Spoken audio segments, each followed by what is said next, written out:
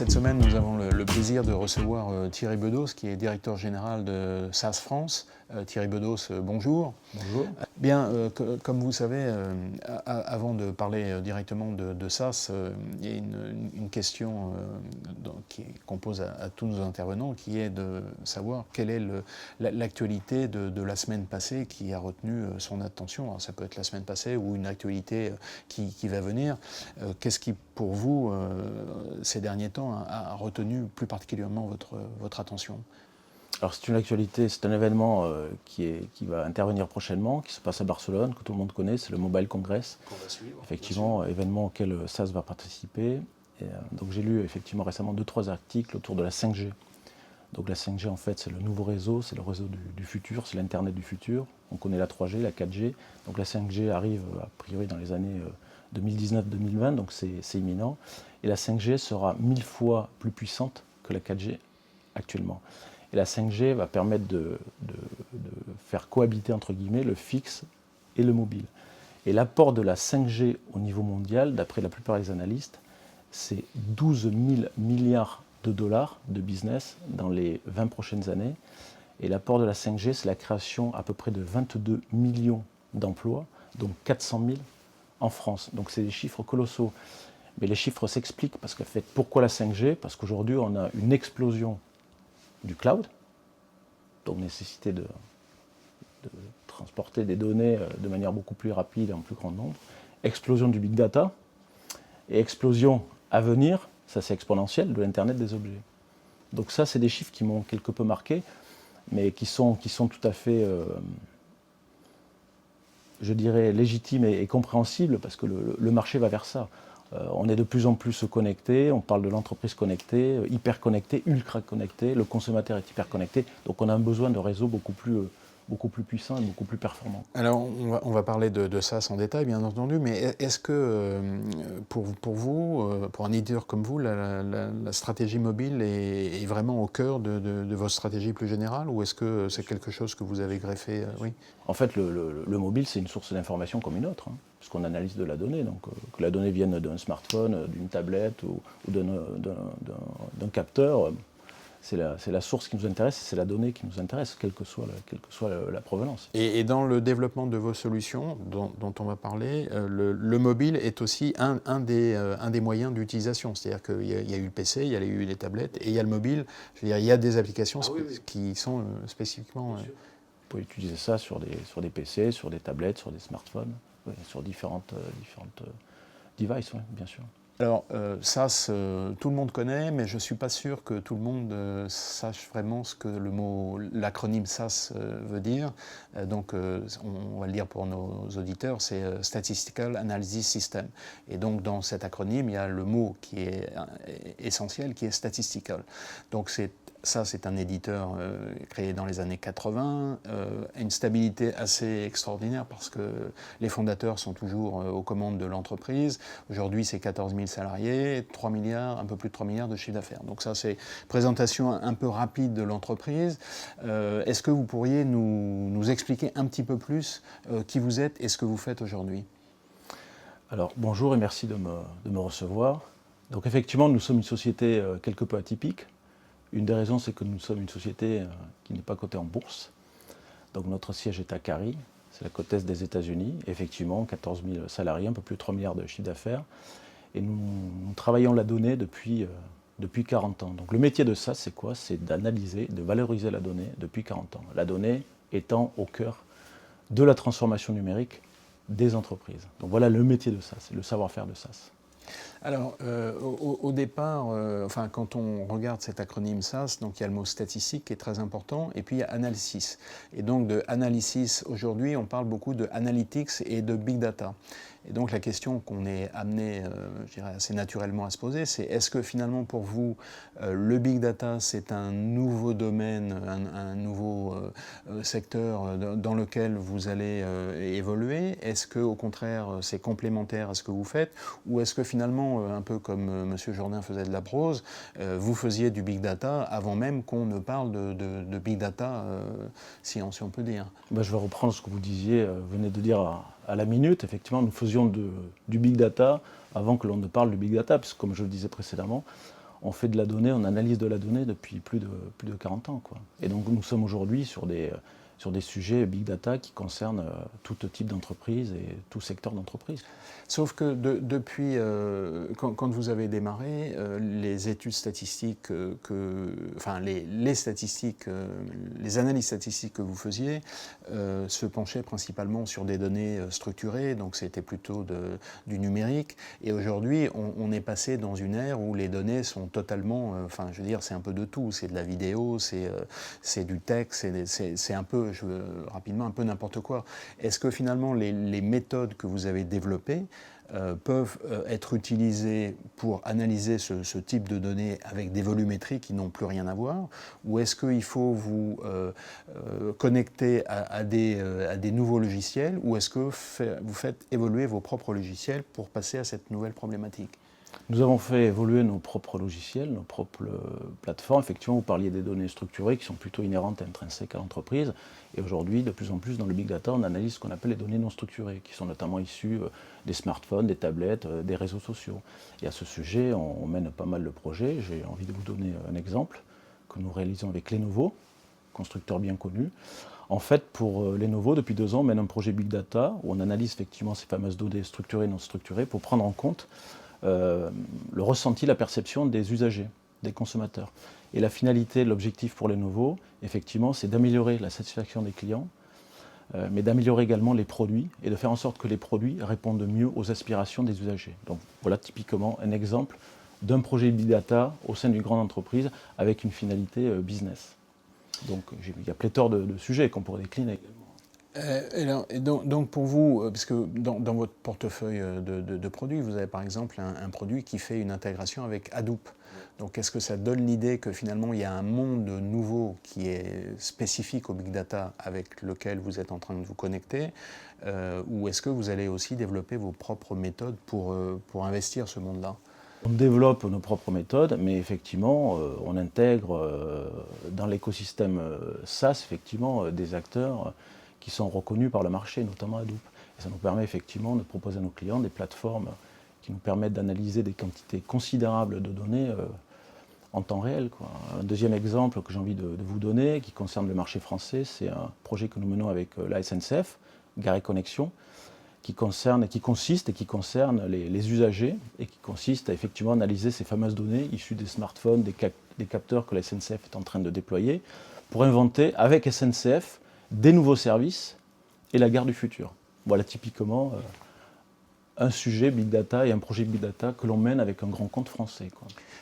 Vous avez publié une enquête récemment justement sur le Big Data qui laissait penser qu'il y avait beaucoup d'investissements mais que les résultats n'étaient peut-être pas tout à fait encore au rendez-vous.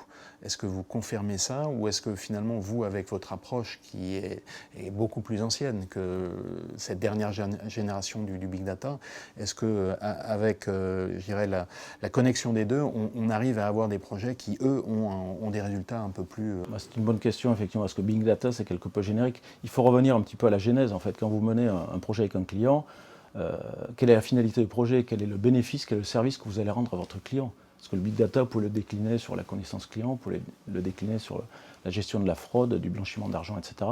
Donc on revient toujours à ce qu'on appelle le pain dans le jargon. Où ça fait mal, comment moi, ça, je peux vous aider à répondre à vos aspirations, à vous apporter du bénéfice.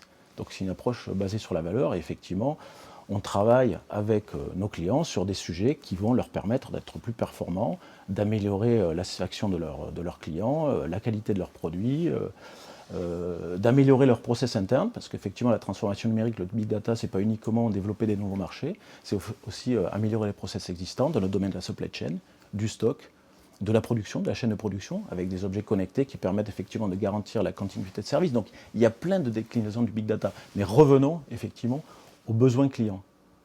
Quel bénéfice je peux apporter à mon client? Et on travaille énormément là-dessus. Et d'ailleurs l'approche de SaaS, elle s'appuie énormément sur la valeur. On travaille beaucoup avec nos clients sur la valeur. Et à ce sujet d'ailleurs, en France, on a ouvert des nouveaux bureaux à La Défense, Tour Ariane, pas loin d'ici, avec à la fois le centre de formation et des salles showroom, où en fait, on travaille au plus près de nos clients sur des cases bien identifiés qui vont leur permettre d'être plus compétitifs et plus performants. Et est-ce que vous allez jusqu'à vous engager sur les bénéfices que la mise en œuvre de vos produits enfin vos solutions plutôt vont apporter à vos clients? Alors sur l'engagement, c'est une bonne question. Nous sommes éditeurs, nous ne sommes pas intégrateurs. Sachez que SAS travaille avec un écosystème aussi d'intégrateurs. Notamment en France, on travaille beaucoup avec Capgemini, CGI, Soprasteria. Donc le métier de ces intégrateurs, c'est savoir prendre des engagements de résultats. Nous accompagnons nos intégrateurs auprès de nos clients. Donc vous fournissez des solutions. Exactement. En parallèle de ça, on a développé aussi une offre cloud, notamment une offre qui s'appelle Results as a Service, effectivement, qui a pour ambition de prendre quelques engagements sur des indicateurs de service ou des indicateurs de résultats dans les entreprises. C'est une tendance qui se déploie de manière assez forte à l'heure actuelle. Est-ce que vous avez parlé de grands intégrateurs comme Capgemini et d'autres, est-ce que vous passez essentiellement par ce canal-là ou est-ce que vous avez pour certains grands clients, vous êtes en prise directe avec le client?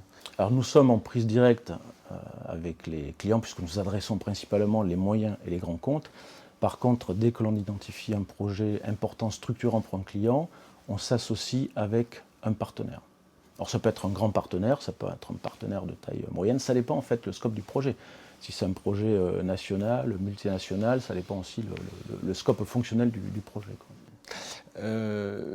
Vous donnez l'impression d'être, je dirais, un éditeur généraliste, enfin sur votre secteur, mais vous avez quand même parlé de use case dans certains domaines. Est-ce que c'est une voie d'évolution pour vous? C'est-à-dire, est-ce que donc il y a l'étude satisfaction client, il y a la fraude, la sécurité, ce genre de choses. Est-ce que vous allez vous orienter vers des solutions un peu plus spécifiques, spécialisées par différentes cas d'application? Alors effectivement, chez SAS, vous avez l'offre core business, en fait, c'est l'analytique. On est leader mondial sur l'analytique, ce qu'on appelle visual analytics, la business intelligence, et puis le data management, gouvernance de la donnée. Et depuis quelques années, on développe de plus en plus des solutions métiers. On va vers le métier, notamment une première solution autour de la fraude et du blanchiment. On est leader notamment en France. On a signé des grands projets l'année passée avec des grandes banques françaises sur ce sujet. On a redéveloppé une offre autour de la Customer Intelligence, connaissance client et consommateur. C'est typiquement le projet qu'on mène entre autres avec SNCF, Gare et Connexion. On a des solutions également autour du risque, le risque financier, dans le domaine bancaire. Et on développe également de plus en plus des solutions du type industrie 4.0 sur la maintenance prédictive, sur l'Internet des objets, sur on va dire le niveau de service dans les chaînes de production. Donc on va effectivement vers le métier. Donc c'est complémentaire à l'offre de base. Donc une infrastructure générique, des espèces de modules, si je puis dire, par métier, que vous développez vous-même. Est-ce que vos partenaires ou éventuellement des entreprises peuvent développer ces modules et éventuellement être ensuite réintégrés pour une diffusion plus générale? Est-ce que ça arrive? Alors que l'on développe nous-mêmes, oui, mais de plus en plus on est amené à collaborer avec l'écosystème. Je prends un exemple, notamment sur le marché français. On s'est rapproché il y a une année d'une société qui s'appelle Viveris, qui est spécialisée dans l'Internet des objets, de manière à pouvoir offrir à nos clients une approche end-to-end. Donc ça, typiquement, c'est nouveau chez SAS. C'est une façon de collaborer de manière beaucoup plus étroite avec l'écosystème. Quand vous approchez une entreprise, finalement, quel est votre interlocuteur? Est-ce que c'est un responsable métier qui a un problème particulier, qui se fait ensuite épauler par la DSI parce qu'il y a des problèmes techniques qu'il faut résoudre, ou est-ce que ça peut être directement la DSI, ou comment vous entrez là? C'est une excellente question. Et une question complémentaire, c'est est-ce que vos produits, finalement, ne peuvent être ou sont principalement utilisés que par des spécialistes, ou est-ce que finalement, je ne sais pas, moi, un directeur marketing peut utiliser directement vos produits sans passer par justement des spécialistes qui aient une connaissance de toutes ces techniques qui sont quand même pas si simples que ça? Donc il y a deux questions, je vais répondre à la première. Effectivement, nos interlocuteurs dans les entreprises, c'est le métier, effectivement, mais c'est également la DNSI, parce qu'il faut aussi faire le run, hein, il faut mettre en place, on va dire, les solutions qu'on développe avec eux. Et de plus en plus aussi, il y a les gens du digital. Alors ça dépend comment les entreprises sont organisées. Parfois le digital chapeaute la DSI, parfois la DSI chapeaute le digital. Donc un projet Big Data, un projet de transformation numérique, de mon point de vue, ne peut réussir que si vous avez les trois interlocuteurs qui travaillent de concert. Le métier, la DSI et le digital, avec un sponsorship très fort de la direction, voire de la direction générale. Transformation numérique, c'est transverse. Donc c'est un projet entreprise, ce n'est pas uniquement technologique. C'est technologique, c'est process et c'est gestion du changement. Et donc c'est les clés du succès d'un projet. Donc ça, pour nous, c'est important dans les critères de qualification. C'est pour ça que de plus en plus, on s'appuie sur des grands intégrateurs qui peuvent nous accompagner et accompagner les clients dans la gestion du changement. Et ces situations où finalement les trois pôles travaillent de concert, est-ce que ça arrive le plus souvent ou est-ce qu'on en est encore au tout début? On n'en est pas encore là, mais il y a une tendance forte, il y a une prise de conscience forte sur le sujet. Et donc on le voit dans les projets que l'on mène, le métier collaborer de manière beaucoup plus étroite avec la DSI et le digital. Et sur la deuxième question, est-ce que c'est un outil qu'un généraliste peut utiliser ou est-ce que finalement c'est juste à mettre dans les mains de spécialistes? Comment vous vous situez? Alors l'image de SaaS, effectivement, moi j'ai rejoint SaaS il y a un peu moins de 2 ans, notamment en France, mais l'image de SaaS c'était une solution assez élitiste et destinée à des très grands comptes. Ça c'était il y a quelques années.